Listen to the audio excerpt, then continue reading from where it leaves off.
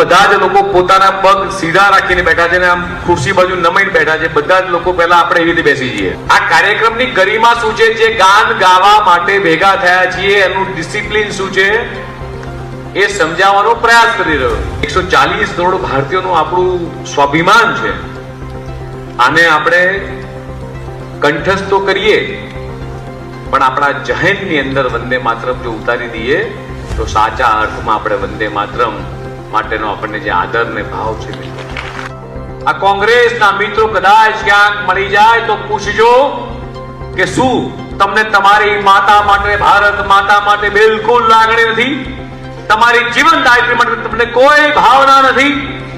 તમારું જેણે લાલન પાલન કર્યું છે, ધરતીએ તમને નાનાથી મોટા કર્યા, એના મનમાં તમારા માટે કોઈ પ્રેમ નથી?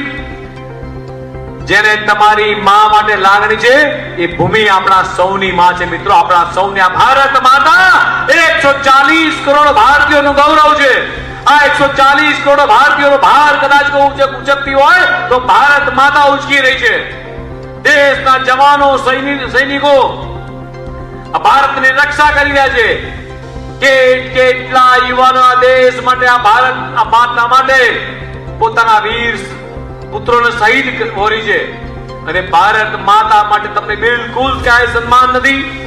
જગતનો કયો ધર્મ એવો છે કે જે ધર્મ ગ્રંથિ પોતાની માતી એ વંદના કરવાની ના પાડે?